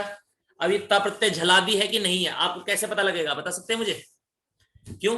क्योंकि ये 5 वर्गों में जो 5 वर्ग हैं आपके, उसमें पहले नंबर पे आता है कि नहीं आता है? कवर्ग का पहला वर्ण, कवर्ग का पहला है। तो आपको बस इतना करना है आपको केवल मात्र इतना काम करना है कि जो आपके 5 वर्ग हैं उसमें से आपको पंचम वर्ण को छोड़ देना है, और आप पंचम वर्ण को छोड़ के आता है 5 वर्गों में, तो आपको समझना है कि ये झल प्रत्याहार में आता है। ठीक है, और यदि ऊष्म वर्ण में आता है तो भी आपको समझना है कि ये झल प्रत्याहार में आता है। ठीक है, इतना समझिए, और धीरे धीरे करके मैं कभी इसके ऊपर और विचार करवाऊंगा। ठीक है, क्योंकि मैंने आपको प्रत्याहार बनाना तो सिखाया था, पर प्रत्याहार बनाने के बाद भी तो एक जो सिंपल ट्रिक होती है वो नहीं सिखाई थी। ठीक है, अब देखिए, एक मिनट चार्जिंग लगा देता हूं। तो अब हमने ये सीखा, तो ये जो ता प्रत्यय है ये हमारा झलादी प्रत्यय है कि नहीं है? झलादी कित कित प्रत्यय बताइए अब महोदय। झलादी है, झल प्रत्याहार में हाँ कित प्रत्यय है, हाँ कित भी है और झलादी भी है और कित कित भी है। ठीक है, तो क्या हो जाएगा, माँ का लोप हो जाएगा, तो क्या हो जाएगा आपका गतः बनेगा। इसी प्रकार रम में रतः, नम में नतः, यम में यतः, मन में मतः। ठीक है, आपको समझ में आया? सभी को समझ में आया महोदय आपको? ये विसर्ग कहाँ से आ गया? ये तो मतलब ये ता प्रत्यय है आपका, ये क्या कहते हैं, कृदंत प्रत्यय। जब कृदंत प्रत्यय होते हैं ना, कृदंत प्रत्यय के बाद में बनाते हैं इसलिए। हाँ, इन कृदंत प्रत्यय आपको एक बात समझिए, एक सूत्र है कृत तद्धित समासाश्च। तो कृत प्रत्यय लगने के बाद इनकी प्रातिपदिक संज्ञा हो जाती है, और प्रातिपदिक संज्ञा होने के बाद इनसे भी क्या कहते हैं, जैसे राम की तरह रूप बनते हैं, इसी प्रकार इनके रूप भी चलने लगते हैं। ठीक है महोदय, तो जैसे विभक्ति में आ गए, हाँ जी, फिर इनके भी रूप चलने लगेंगे। ठीक है, देखिए धातु बनने बाद, धातु से जब हम 3 प्रत्यय लगाते हैं तो आपके धातु रूप बनती हैं, पर जब हम धातु से हम जब कृत प्रत्यय लगाते हैं तो कृत प्रत्यय लगने के बाद उनकी प्रातिपदिक संज्ञा हो जाती है, और प्रातिपदिक संज्ञा होने के बाद फिर इनसे राम की तरह रूप चलने लगते हैं। ठीक है महोदय, ये आर्ध धातु प्रत्यय है ना? ता प्रत्यय आपका? हाँ महोदय, आर्ध धातु प्रत्यय। लेकिन अब ये अगर नित प्रत्यय रहता बाद में, तब ये इसको आपित जैसा माना जा सकता था ना? अगर क्या महोदय? अगर कोई नित प्रत्यय रहता सामने, नित नूल रहता, हाँ नूल रहता, तो उसको नित मानते, तो वहां पर ये कार्य नहीं करेगा सूत्र। हाँ। अगर जैसे आपने गम धातु है हमारी और बाद में नूल प्रत्यय है। ठीक है, नहीं नूल नहीं, दूसरा कोई यंग प्रत्यय या आंग प्रत्यय रहता, यहाँ पर हाँ गित प्रत्यय रहता, जैसे हाँ। आपने बिल्कुल बोला, जैसे गित प्रत्यय रहता, ंगा की संज्ञा हुई होती, यंग प्रत्यय मान लीजिए, या फिर कोई सभी। ठीक है हाँ। तो उसमें ंगा की संज्ञा आई है, तो वहां भी कार्य होने लगता है इस प्रकार का। ठीक है महोदय, धन्यवाद। हाँ, अब ये सूत्र का आपको क्या करना है, आपके लिए पहले इतना बता दूं, आप सभी को 15 धातुएं याद करनी है। ये 15 धातुएं हैं, ठीक है, लिखा है ना, इन 15 धातुओं के तो आपको याद करना है, गम रम नम यम मन हन वन तन मन वन क्षण क्षण घृण तृण ऋण। मेरे हिसाब से तो 5 मिनट में याद हो जाना चाहिए। और किस प्रकार याद करना है आपको बताता हूं, 3-3 का ग्रुप बना के। 3 का ग्रुप कैसे, गम रम नम, ये एक ग्रुप हो गया, गम रम नम। आपको इसको जब आप इसको 10 बार बोलेंगे ना, गम रम नम गम रम नम गम रम नम 10 बार बोलिए, फिर उसके बाद दूसरा वाला स्टार्ट करिए, यम मन हन यम मन हन। ठीक है, ऐसे करके आप इनको 5 बार बोलेंगे, फिर इसको आवृत्ति करते रहिए, तो आपको 3-3 के ग्रुप से ही आपको याद हो जाएंगे। कैसे होंगे, गम रम नम यम मन हन वन तन मन वन क्षण क्षण घृण तृण ऋण। तो ये 15 धातु जब तक आपको याद नहीं होंगी तब तक आप इस सूत्र को नहीं लगा पाएंगे। ठीक है, समझ में आपको महोदय? धातु तो याद करेंगे, लेकिन सूत्र का नाम तो इतना लंबा है, वो याद करना बहुत मुश्किल है। तो आप एक कर लीजिए काम, आप कह लीजिए अनुदात्तो झलिक इंगिति। ठीक है, इसमें मन धातु 2 बार आई क्या? हाँ जी, 2 बार आई है। एक देखिए कैसे आई है, आप इसको समझिए कि पहले अब ये बता रहे हैं कि गम रम नम यम मन हन। ठीक है, ये 6 धातु आपकी अनुदात्तोपदेश है। ठीक है, इसको अनुदात्तोपदेश आप अभी छोड़ दीजिए। ठीक है, आपको वो दिक्कत आएगी बाद में। फिर कह रहे हैं कि फिर कह रहे भवादिगण के वन धातु, कौन सी धातु 2 बार आई है? मन मन मन। ठीक है, तो पहली धातु तो एक होगी मन, जो अनुदात्तोपदेश में आई है। ठीक है, ठीक है। और दूसरी आई है तनादिगण की तन मन। ठीक है, तो दोनों धातुएं, एक है अनुदात्तोपदेश है और एक है मन, जो हमारी तनादिगण की है। ठीक है, ठीक है। तो दोनों मन दिखने में तो एक है, पर एक तनादिगण की है और एक अनुदात्तोपदेश है। ठीक है, ठीक है। अब अगला सूत्र आया आपका, जन सन खनाम सही सझलो हो। सझलो हो तो नहीं होगा, सही झलो होगा। देखिए क्या कहते हैं किशोर महोदय, अस्ति वा? महोदय सही झलो हो अस्ति। सही झलो होगा इसमें आप लोग यहाँ लिख लीजिएगा। ठीक है, नई बुक में है। हाँ, सही झलो होगा। क्यों? ठीक है, अब ये सूत्र कह रहा है कि इसने पहले 3, अब इस सूत्र को आपको याद कर लिया ना आपने इस सूत्र को, तो आपको धातु याद करने की जरूरत नहीं पड़ेगी, क्योंकि सूत्र ने कह दिया है जन सन खन। ठीक है, जन सन खनाम। तो जन सन खन इन धातुओं को आत्व होता है झलादि कित गित प्रत्यय परे होने पर। अब आप सभी को पता लग गया झलादि कित गित किसे कहते हैं। ऐसा कित गित प्रत्यय हो जिसका आदि वर्ण क्या हो, हमारा झलादि हो। और झलादि में झल प्रत्याहार में कौन कौन से वर्ण आते हैं, तो आपको क्या समझना है, चौथे तीसरे दूसरे एक और वर्गों के प्रथम द्वितीय तृतीय चतुर्थ भी बोल सकते हैं, या उल्टे क्रम से बोल लीजिए, वर्गों के चतुर्थ तृतीय द्वितीय प्रथम और ऊष्म वर्ण आते हैं। ठीक है, और अगर मेरी दृष्टि से कहा जाए कि इन दोनों क्रम में पहले प्रथम को बोले, द्वितीय को बोले, तृतीय को बोले, चतुर्थ को बोले, या फिर पहले चतुर्थ को बोले, तृतीय को बोले, द्वितीय को बोले, या प्रथम को बोले, तो इस क्रम इन दोनों में से आपको 4 3 2 1 बोलना अच्छी बात है। ठीक है, और इसको 4 3 2 1 बोलना ही ठीक क्यों है मैं आपको बाद में बताऊंगा। ठीक है, समझ में आया आपको? तो इन सूत्र के द्वारा क्या कहता है, जन सन खन इन धातु को आत्व होता है। ठीक है, कब होता है, झलादि कित गित प्रत्यय परे होने पर। तो देखिए जन है, तो जन में जो ना है ना, इस ना के स्थान पे, सन के ना के स्थान पे और खन के ना के स्थान पे, इन तीनों के स्थान पे आपको क्या करना है, आ कर देना है। तो ज प्लस आ, स प्लस आ, ख प्लस आ, फिर अकस सवर्ण दीर्घ से आपको क्या कर देना है, इनमें दीर्घ कर देना है। ठीक है, इनको समझ में आया आपको? हरिओम। हाँ जी सुनाई दे रहा है सर। हाँ, तो हाँ आ गया। हाँ, तो आपको बस इतना करना है कि जन सन और खन इन धातुओं के न के स्थान पे आपको आ करना है, फिर अकस सवर्ण दीर्घ से दीर्घ कर देना है। तो जैसे आप एक धातु को ले लेते हैं, फिर आप सभी समझ जाएंगे। जन धातु ली हमने, अब इसमें अलग अलग कर दिया इसको, जन न प्लस हमने ता प्रत्यय लगाया, ता में हमने का की संज्ञा करी, तो क्या हो गया, कित हो गया। ठीक है, और ता प्रत्यय ता है, तो ता हमारा झलादि है कि नहीं है, झल प्रत्याहार में आता है ता, तो ये प्रत्यय हमारा कैसा हुआ, झलादि कित गित प्रत्यय हो गया। तो हमने क्या कर दिया, इस ना के स्थान पे आ कर दिया, फिर दोबारा अकस सवर्ण दीर्घ से इसको क्या कर दिया, दोनों के स्थान पर जा और आ को मिला के क्या बना दिया, जा बना दिया। तो ठीक है, तो जा प्लस ता जातः। ठीक है, समझ में आया आपको? आप क्या कहते हैं, आप इस सूत्र के द्वारा कुछ कृदंत प्रत्यय भी लगाने, ता प्रत्यय लगाने की प्रक्रिया भी सीख रहे हैं। ठीक है ना, कि आप लोग बोलते, आप लोगों ने कई रूप बोला हो ना, रामः गतः, है ना। अब ये गम धातु, उसमें गम धातु होती है और ता प्रत्यय लगाने पर गतः कैसे बनता है, तो ये प्रक्रिया है, किस सूत्र के द्वारा बनता है, अनुदात्तो पदेश वनति तनोत्यादीनाम अनुनासिक लोपो झलि किंगिति सूत्र के द्वारा। अब ये आपने इतना समझ लिया।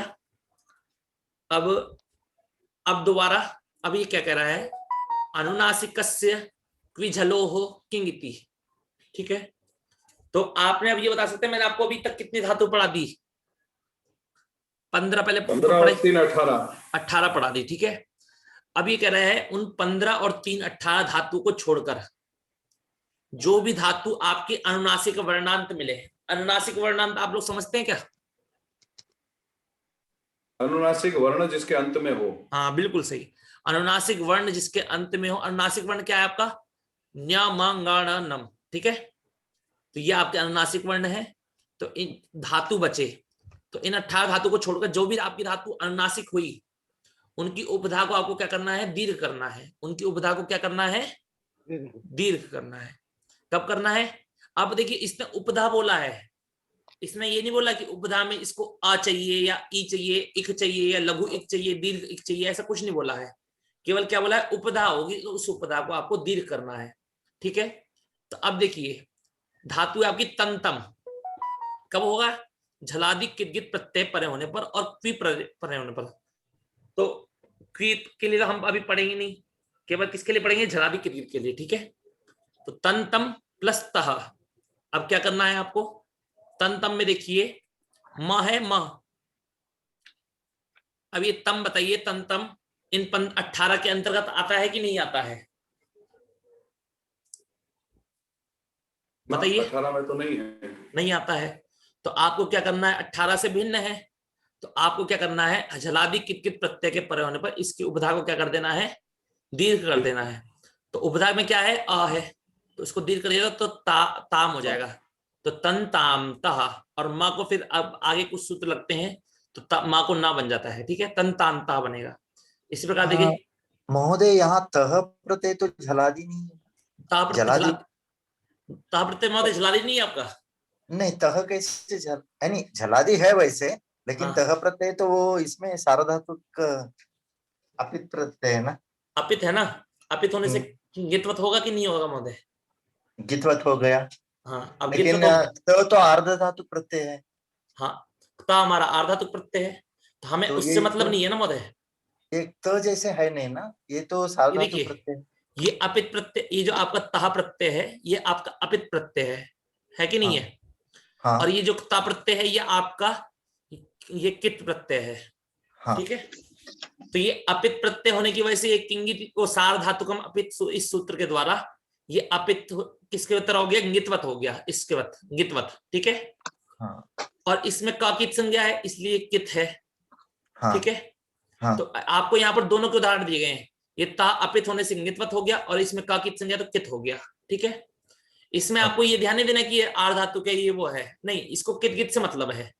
ठीक है, ठीक ठीक है महोदय, तो आपको समझ आया, तन ताम तह बन गया, और जब तम से हमने ता प्रत्यय लगाया तो क्या हो जाएगा? इसके तम को क्या हो जाएगा? दीर्घ हो जाएगा ताम, और ताम प्लस ता ताम तह बन जाएगा। ठीक है, समझ में आया आप सभी को?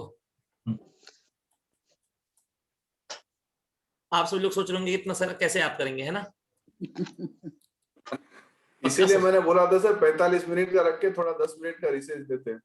हाँ, अब बस ये एक सूत्र इसको पढ़ा देता हूँ बस, केवल ये जो लास्ट ये आ रहा है, ठीक है, ठीक है, हाँ, इसके बाद फिर कक्षा को समापन करते हैं। ठीक है, अब सूत्र आया आपका गम हन जन खन घसाम लोपा किंगित्य नंगी। तो ये कह रहा है कि इससे पहले 5 धातुओं के नाम दे दिए, गम हन जन खन और घस। कह रहा है इन धातुओं की उपधा का लोप होता है। क्या होता है महोदय? लोप होता है। इन धातुओं की उपधा का लोप होता है। कब होता है? अजादि कित गित प्रत्यय परे होने पर। कब होता है महोदय? अजादि कित कित प्रत्यय परे होने पर। हाँ, तो देखिए जंगम था, धातु क्या है आपकी? जंगम, जब गम को द्वित्व करके ऐसे जंगम बन गया। ठीक है आपका, अब जंगम में देखिए इसमें उपधा क्या है हमारी महोदय, बता सकते हैं? है। तो उस आका को क्या करना है? लोप करना है। ठीक है, कब करना है? अजादि कित गित प्रत्यय परे होने पर। कब करना है महोदय? अजादि कित कित प्रत्यय परे होने पर। ठीक है, अब गम की उपधा का लोप करेंगे तो क्या बनेगा? ग इसमें गम में 3 है, ग है, आ है और माँ है। आ का लोप कर देंगे तो ग और माँ बचेगा। ठीक है, हन में हा और ना है, हा आ और ना है, आ का लोप कर देंगे तो हा और ना बचेगा। जन में भी जा आ और ना है, इसमें आ का लोप कर देंगे तो जा और ना बचेगा। आपको समझना है कब करेगा, तो केवल इतना ध्यान रखना है, अजादि कित गित प्रत्यय परे होने पर। ठीक है महोदय, इतना समझ अनुदातों वाला क्या वो वाला सूत्र एक्सेप्शन सूत्र हो गया क्या? नहीं, उस इन दोनों का अलग अलग कार्य है। देखिए अनुदात्तोपदेश, आप बिल्कुल बात सही है, गम रम नम यम मन हन, कुछ धातु गम धातु उसमें आती है, पर लेकिन वो झलादि कित गित मांगता है। ठीक है, क्या करता है? झलादि कित गित, और ये मांगता है अजादि कित गित। तो दोनों का जगह, दोनों का कारण अलग अलग है कि नहीं है महोदय? एक अमेरिका में काम करने के लिए कह रहा है, तो एक लंदन में मतलब कहीं और काम करने के लिए कह रहा है। दोनों अलग अलग जगह काम कर रहे हैं। ठीक है महोदय। तो वो आपका हलादी हो गया ना, हलादी प्रत्यय ये- के लिए काम करेगा। ये आपका अनुदात्तोपदेश करेगा झलादी के लिए, झलादी किटकिट। ठीक है। और ये वाला सूत्र कर रहा है आपका काम आजादी किटकिट के लिए। ठीक है। हाँ समझ में आया महोदय आपको? हाँ। और ये जो सूत्र आ रहा है ये वेद के लिए आ रहा है आपका। ये वेद में क्या करता है कि वेद में आजादी और हलादी दोनों किट गिट प्रत्यय पर होने पर घस और भस धातु की उपधा का लोप होता है। तो अभी तक हम लोग ये चर्चा कर रहे थे ना कि झलादी हो या हलादी हो। ठीक है। तो ये सूत्र कह रहा है कि चाहे हलादी हो चाहे झलादी हो, वेद में घस और भस, कौन कौन से धातु, घस और भस, इन धातु की उपधा का लोप होता है, वो भी नित्य होता है। ठीक है। ये वेद का विषय, इसलिए वेद के विषय को हम छोड़ सकते हैं यहाँ पर। ठीक है। तो आज का आपने इतना पढ़ा, जिसमें से अब आपको एक बार दिखा देता हूं आपने क्या क्या पढ़ा। आपने सबसे पहले आपने सूत्र पढ़ा रिंग शैग लिंगशु। ठीक है। जो श प्रत्यय के परे होने पर ऋकारांत धातु को री आदेश करता है। फिर आपने पढ़ा उसके बाद उदोष्ट पूर्वस्य और रीत धातु। इस दोनों सूत्रों का अर्थ एक बार बताया था मैंने आपको कि दीर्घ ऋकारांत धातु हो और उससे पूर्व में यदि ओष्ठ वर्ण होगा तो उर आदेश करना है, और यदि ओष्ठ वर्ण नहीं होगा तो इर आदेश करना है। फिर सूत्र मैंने पढ़ाया था आपको हलीचा, कि जितनी भी आपकी रेफांत और वकारांत धातु होंगी उनकी उपधा में लघु इक को क्या करना है, आपको दीर्घ करना है हल परे होने पर। ठीक है। फिर सूत्र मैंने आपको पढ़ाया था पुगंत लघुपद से सूत्र पढ़ाने लग गया था मैं आपको। तो पुगंत लघुपद से सूत्र पहले प्राप्त करवाया, फिर उसका किंगितिचा से निषेध करवाया, और उस किंगितिचा के निषेध और किंगितिचा के अपवाद कौन कौन से हैं वो बताया मैंने आपको। तो इसमें आपको केवल 3 धातुओं को पढ़ना है। किस किस को आपको याद रखना है कि मिद धातु, मृज धातु और गुह धातु। ठीक है। इसलिए बता रहा हूं ताकि आपको एकदम से थोड़ा मोटा मोटा ध्यान हो सके कि आप इसका अर्थ बता दिया और इसका बता दिया। तो आपको इन 3 धातु को याद करना है। यदि मिद धातु होगी तो मिद धातु को गुण करना है, तो मिद को गुण करने पर मेद बनता है। मृजे वृद्धि से गुण प्राप्त होगा जहां पर, तो वहां पर आपको वृद्धि करनी है, तो मृज को वृद्धि होगी। और गु धातु है तो उसकी उपधा को आपको क्या करना है, दीर्घ करना है। ठीक है। अब आए चले आगे। तो ये आपकी 15 धातुएं हैं, आपको इनको याद करना है। ठीक है। इन धातुओं को भी याद कर लीजिएगा और इस सूत्र को भी याद कर लीजिएगा। इन तीनों का अर्थ एक साथ समझते हैं, इन तीनों का अर्थ। ठीक है। जब आपको ये सारी धातु याद हो जाएंगी, ठीक है, जब आपको ये 18 धातु याद हो जाएंगे महोदय, आवाज आ रही है, समझ में आ रहा है आपको? हाँ, आ रही है सर। जब आपको ये 18 धातु याद हो जाएंगे तो आपको इजी पड़ जाएगा काफी। क्या करना है आपको, केवल क्या करना है, ये तीनों झलादी किटगिट मांगते हैं। तीनों क्या मांगते हैं, झलादी किटगिट। तो जैसे मान के चलिए आपको धातु याद है, ठीक है, और मैंने आपके सामने दे दी धातु दे दी, जैसे मान लीजिए वन दे दी मैंने आपको। ठीक है। ये वन धातु है आपके सामने। अब आपको ये एकदम से याद आया आपको कि ये वन धातु तो 15 धातुओं के अंदर पड़ी हुई है। ठीक है। किसमें पड़ी हुई है महोदय, 15 धातुओं के अंतर्गत। तो आपको समझ में आ गया कि अगर 15 धातुओं के अंतर्गत पड़ी हो तो उसके अनुनासिक का क्या करना है, आपको लोप करना है। ठीक है। अगर 15 धातुओं के अंतर्गत पड़ी गई हो तो उसके अनुनासिक वर्ण का लोप करना है। और यदि इन 3 धातुओं के अंत में पड़ी गई हो तो इनकी ना को आ करना है, मतलब दीर्घ आ करना है। ठीक है। और इन 18 से भिन्न हो, इन 18 से भिन्न हो तो इनकी उपधा को दीर्घ करना है। तो जैसे मान लीजिए मैंने आपको दे दी धातु, दे दी भम दे दी मैंने आपको। ठीक है। अभी बताइए ये धातु उन 18 धातुओं के अंतर्गत आती है कि नहीं आती है, देख के बताइएगा। नहीं आती है तो आपको एकदम से पता लग गया कि 15 आपको याद रहेंगी। जब आपको याद रहेंगी तो आपके लिए जो सारे सूत्र है ना, ये एक चुटकी बजाते आ जाएंगे। और यदि आपको ये धातु याद नहीं है ना, तो आप ये मान लीजिए कि आप कहेंगे कि उन्होंने जो पढ़ाया वो बहुत कठिन पढ़ाया। पर आपको जब ये धातु याद हो गई ना तो आप कहेंगे पढ़ाया बहुत आसान पढ़ाया। तो वो आपके ऊपर है कि आप इस पढ़ाई को कठिन कर सकते हैं और आप भी इस पढ़ाई को आसान कर सकते हैं। तो क्या तरीका है, आपको ये 18 धातु को याद करना पड़ेगा। ठीक है आपको महोदय। तो आपको याद कर, अब इसमें इनके अंदर नहीं आती है 18 धातु के अंदर जो मैंने अभी लिख के दिखाया भम, तो आपको क्या करना है, केवल दीर्घ कर देना है उसके आ को, तो भम को भाम बना देना है। ठीक है, आप